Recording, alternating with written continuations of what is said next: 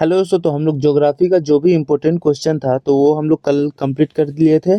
और आज हम लोग ज्योग्राफी का जो ऑब्जेक्टिव टाइप है वो आज हम लोग स्टार्ट करेंगे। तो चलिए शुरू करते हैं। तो हम लोग जितना मतलब इम्पोर्टेंट टॉपिक्स जो होता है तो वो आपका यहाँ पे बॉक्स टाइप का दिया हुआ था, जो कि लाइन बाय लाइन, तो ये हम लोग कंप्लीट कर चुके हैं। और अभी देखिए ये सब का बात बोल रहा था मैं। तो जैसे कि यहाँ पे देखिए महत्वपूर्ण तथ्य, तो ये कल हम लोग कंप्लीट कर चुके थे। और जो भी लोग नहीं देखे हैं तो वो जाके प्लेलिस्ट में जाके देख सकते हैं। तो आज हम लोग करेंगे ऑब्जेक्टिव, जो कि यहाँ पे देखिए भारत का भूगोल लिखा हुआ है। तो यहाँ क्वेश्चन देखते हैं। तो यहाँ पे चलिए क्वेश्चन देखते हैं।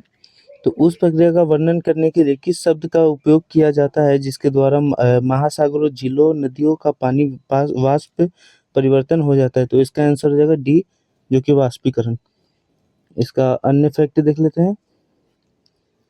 तो अन्य फैक्ट है वर्षण, जो कि वर्षण बादलों की संघनित जल जब वर्षा या हिमपात या अन्य रूपों में पृथ्वी पर आता है तब उसे वर्षण कहते हैं। और परासरण का अर्थ है जल के अणुओं का एक अर्धपरामय झिल्ली झिल्ली से होकर गुजरना। और संघनन वह प्रक्रिया है जिसके द्वारा गैस, जो कि जलवाष्प, अपने कणों की ऊर्जा में कमी के कारण वापस तरल में बदल जाती है। तो ये समझ गए आप लोग। Question number two, sorry, question number two देख लेते हैं।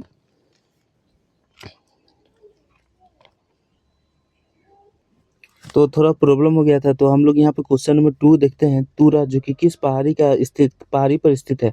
तुरा किस पहाड़ी पर स्थित है? तो जो हल्के अत्यंत आर्द्र कृषि जलवायु वाष्प क्षेत्र के अंतर्गत आता है। तो इसका आंसर रहेगा यहाँ पे गारो पहाड़ी। गारो पहाड़ी में तुरा ये आपका यहाँ पे स्थित है।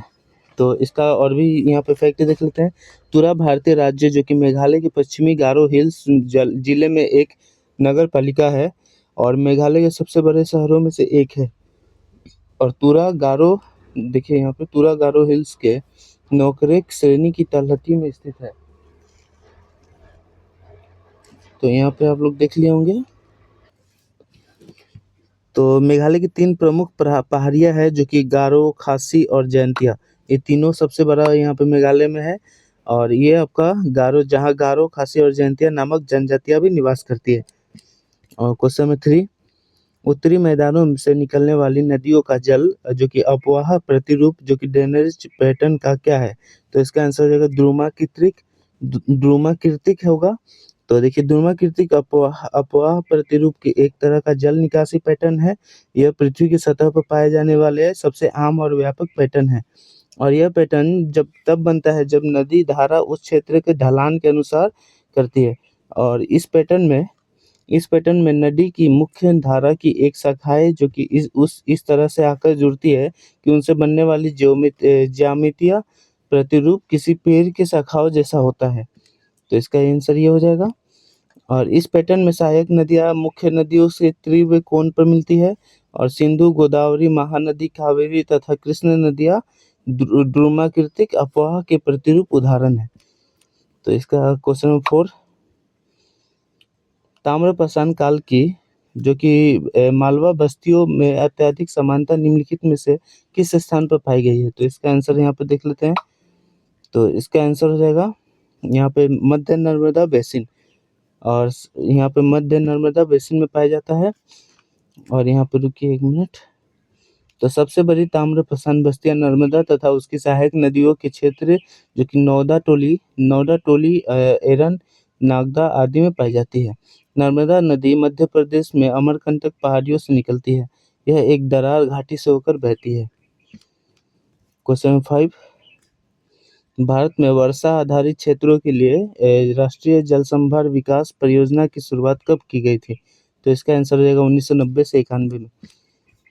तो देखिए जल संभर प्रबंधन पानी की उपलब्धता को बढ़ाता है और भूमिगत जल स्तर, जो कि भूमिगत जल स्तर को नीचा होने से रोकता है। मृदा अपरदन और बाढ़ को रोकता है। भारत में 1970 के दशक में जल संभरण प्रबंधन से संबंधित अनेक कार्यक्रमों की शुरुआत की गई, परंतु 1990 के दशक में व्यापक स्तर का प्रयास किया गया। क्वेश्चन नंबर 6, निम्नलिखित में से कौन सी नदी प्रायद्वीपीय पठार से नहीं निकलती है? तो इसका आंसर हो जाएगा गंडक। गंडक नदी प्रायद्वीपीय पठार से नहीं निकलती। प्रायद्वीपीय पठार से निकलने वाली प्रमुख नदियाँ जो पूर्व की ओर बहती है वे है गोदावरी, कृष्णा, कावेरी, महानदी। प्रायद्वीपीय पठार से पश्चिम की ओर बहने वाली नदियाँ जो कि नर्मदा और ताप्ती है। नर्मदा और ताप्ती है। पश्चिम देखिए यहाँ पे पठार से निकलने वाली प्रमुख नदियाँ जो है ये आपका पूर्व की ओर बहती है तो वो गोदावरी, कृष्णा, कावेरी, महानदी हो गया। और पश्चिम की ओर बहने वाली नदियाँ नर्मदा और ताप्ती हो गई। और गंडक नदी तिब्बत नेपाल सीमा के पास से निकलकर नेपाल और बिहार से होते हुए गंगा नदी में मिल जाती है। इसे काली गंडकी या नारायणी के नाम से भी जाना जाता है। क्वेश्चन नंबर 7, भारत के इनमें से किस पड़ोसी देश में मिलियन शहरों का संख्या सबसे अधिक है? मतलब मिलियन शहरों का संख्या सबसे अधिक है तो ये पाकिस्तान हो जाएगा। पाकिस्तान में 10 लाख से अधिक जनसंख्या वाले प्रमुख नगरों में कराची, लाहौर, फैसलाबाद, रावलपिंडी, गुजरानवाला और शामिल है ये सब। तो ये आपका मतलब सबसे ज़्यादा जो मिलियन मतलब मिलियन को हिंदी में 10 लाख बोलते हैं, इंग्लिश में मिलियन बोलते हैं। तो ये मिलियन का अधिक वाला देश ये आपका पाकिस्तान हो जाएगा, जो कि कराची, लाहौर, फैसलाबाद, रावलपिंडी और गुजरानवाला ये सब शामिल है। बांग्लादेश में 10 लाख से अधिक जनसंख्या वाले प्रमुख नगरों में ढाका है जो कि राजधानी है, चटगांव और खुलना है। तो बांग्लादेश में 10 लाख से अधिक जनसंख्या वाला कौन-कौन है? तो ये आपका ढाका है जो कि राजधानी भी है, चटगांव है और खुलना है। नेपाल में 10 लाख से अधिक जनसंख्या वाला एकमात्र शहर काठमांडू है। और श्रीलंका में कोई भी शहर 1 मिलियन तक नहीं पहुंच पाया है। श्रीलंका 1 मिलियन से कम ही है। और क्वेश्चन नंबर 8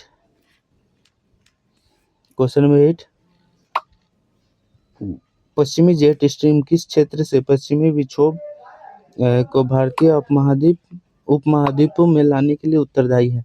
तो ये आंसर हो जाएगा भूमध्य सागर हो जाएगा आंसर। हाँ, पश्चिमी विक्षोभ जिसे वेस्टर्न डिस्टर्बेंस भी कहा जाता है सर्दियों में भूमध्य सागर और अटलांटिक महासागर से नमी लेकर भारत में उत्तरी पश्चिम हिस्सों में आते हैं जिससे बारिश और बर्फबारी होती है। यह उत्तर भारत, पाकिस्तान ने और नेपाल में वर्षा और हिमपात लाते हैं। यह सर्दियों में रबी फसलों के लिए महत्वपूर्ण वर्षा प्रदान करते हैं। कभी-कभी यह शीतलहर और घना कोहरा भी ला सकते हैं। तो इसका आंसर ये हो जाएगा। तो ब्रह्मपुत्र नदी हिमालय के किस क्षेत्र से निकलती है? तो इसका आंसर हो जाएगा उत्तरी क्षेत्र से निकलती है। तो ब्रह्मपुत्र नदी हिमालय के उत्तरी क्षेत्र से निकलती है। तो यहाँ पे ब्रह्मपुत्र नदी को तिब्बत में यारलुंग या फिर त्संगपो के नाम से भी जाना जाता है। और भारत में यह नदी अरुणाचल प्रदेश में दिहांग और असम में ब्रह्मपुत्र नाम से जाना जाती है। और ये आपका बांग्लादेश में यह नदी को जमुना नाम से जानी जाती है। ब्रह्मपुत्र नदी तिब्बत के मानसरोवर झील के पास चेमायुंगडुंग ग्लेशियर जो कि कैलाश पर्वतमाला से निकलती है। ब्रह्मपुत्र नदी की कुल लंबाई लगभग 2900 किलोमीटर है। और हिमाचल प्रदेश में केलोंग के निकट टांडी में कौन सी जलधाराएं मिलती है? तो इसका आंसर हो जाएगा चंद्र और भाग।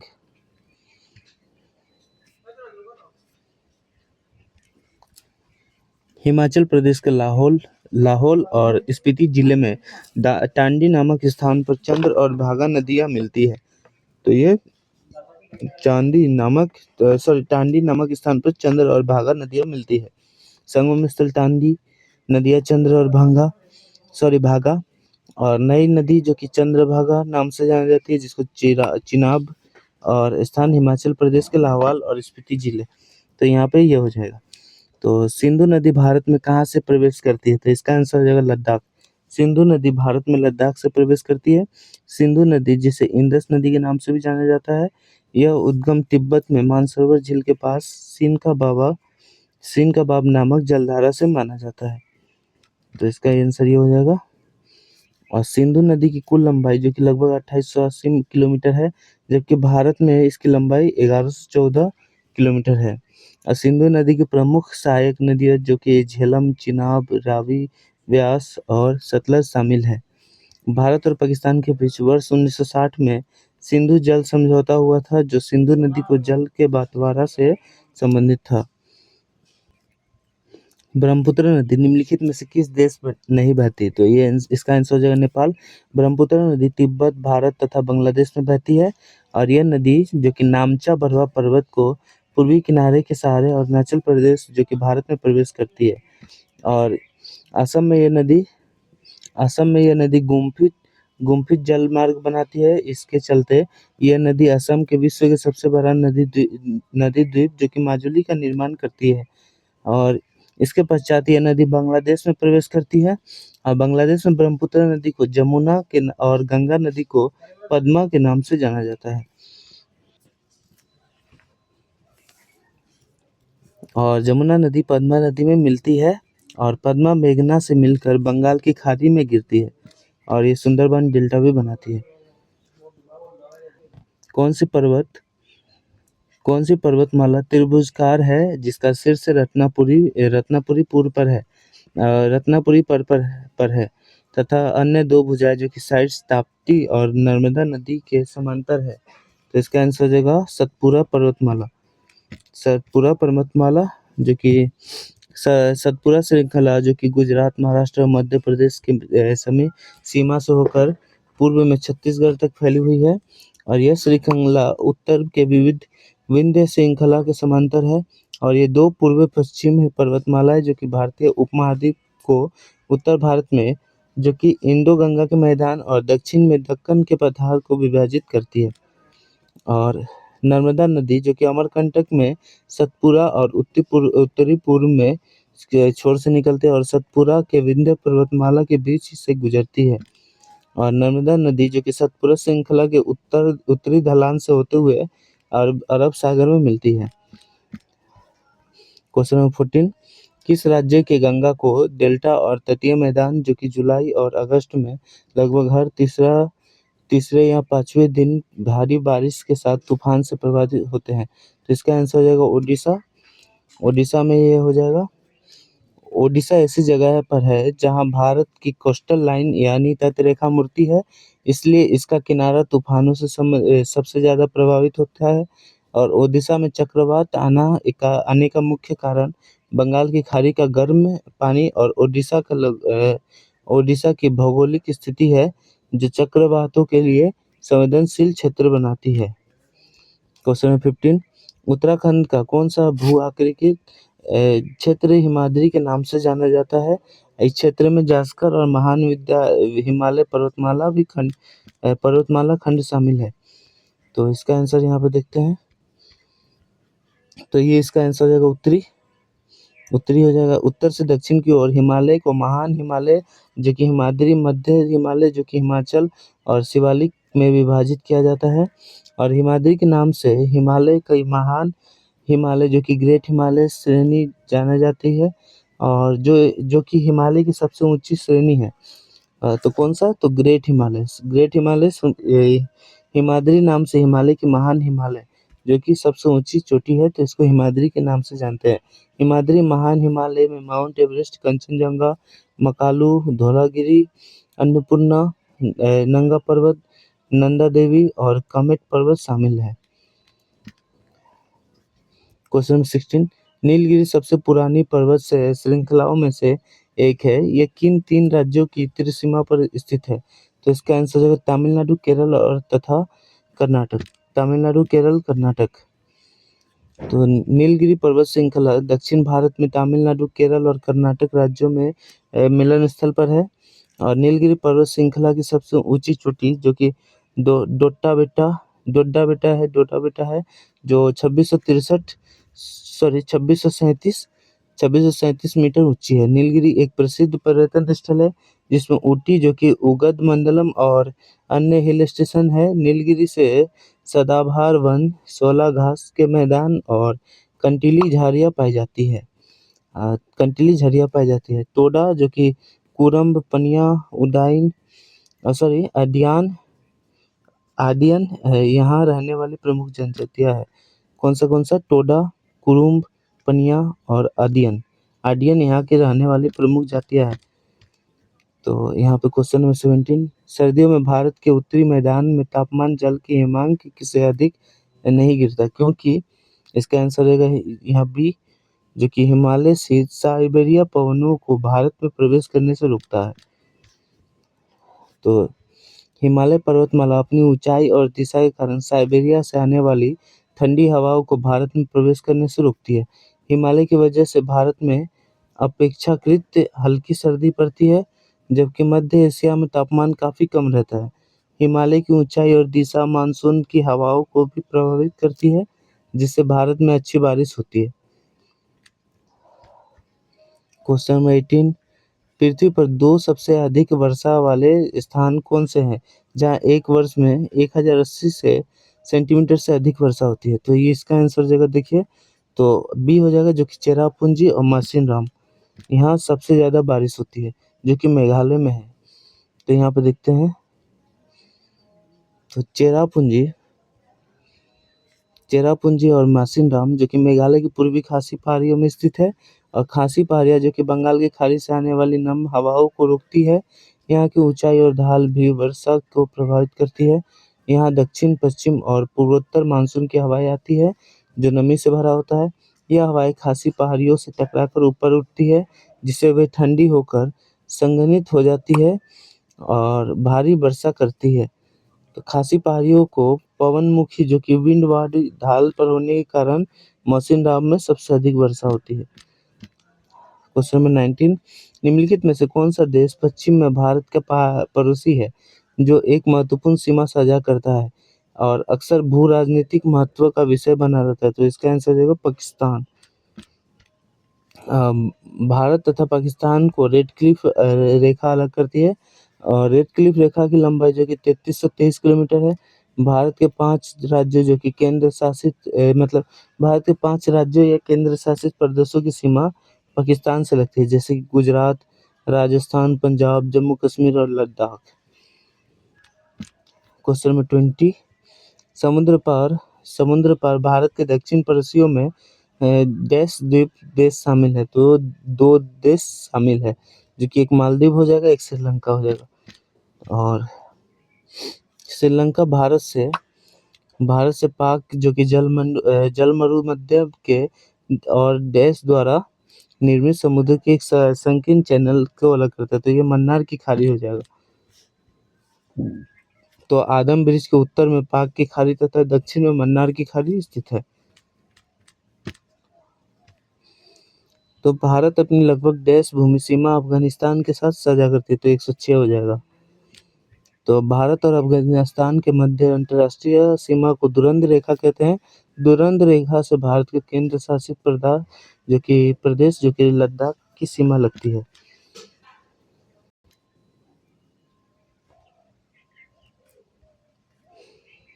तो आज के इस वीडियो में हम लोग बस इतना ही करते हैं। उसके बाद यहाँ पे देखिए, पाकिस्तान अफगानिस्तान, और सॉरी, ए से अफगानिस्तान हो जाता। उसके बाद ये आपका देखिए बचपन में, तो ब से हो जाएगा बांग्लादेश, च से होगा चाइना, न से हो जाएगा नेपाल। उसके बाद बचपन में एमबीए, तो उसके बाद म्यांमार हो जाएगा मे से, और उसके बाद एम से हो जाएगा फिर यहाँ पे, तो बचपन में एमबीए। तो ये सब यहाँ पे देखते हैं। ए से हो जाएगा यहाँ पे अफगानिस्तान, और बी से आपका भूटान हो जाएगा। तो ये 7 देश है। तो भारत के साथ सबसे लंबी, तो यहाँ पे आप लोग समझ गए होंगे, भारत देश के सबसे लंबी भूमि सीमा साझा करने वाली तो बांग्ला।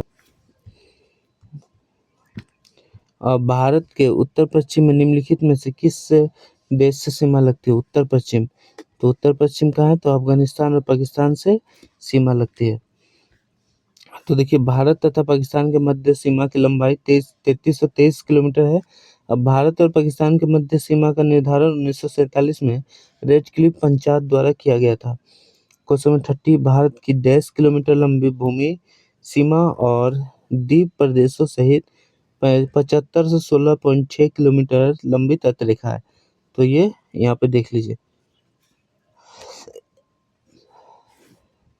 और क्वेश्चन में यहाँ कुछ स्रोतों में ये 15,200 होगा।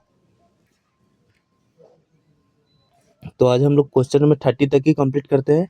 आशा करता हूँ आपको ये क्लास अच्छा लगा होगा। क्लास अच्छा लगा तो क्लास को लाइक करें, चैनल को सब्सक्राइब करें। फिर मिलते हैं अगली वीडियो में, तब तक इस चैनल को सब्सक्राइब करें। और जो भी वीडियो आपको देखना है, जो कि हिस्ट्री कंप्लीट हो चुका है और ये आपका ज्योग्राफी है, तो ज्योग्राफी और हिस्ट्री दोनों का प्लेलिस्ट बना हुआ है, तो आप लोग जल्दी से जल्दी वहाँ जाके आप प्लेलिस्ट में देख सकते हैं। फिर मिलते हैं अगली वीडियो में। जय हिंद।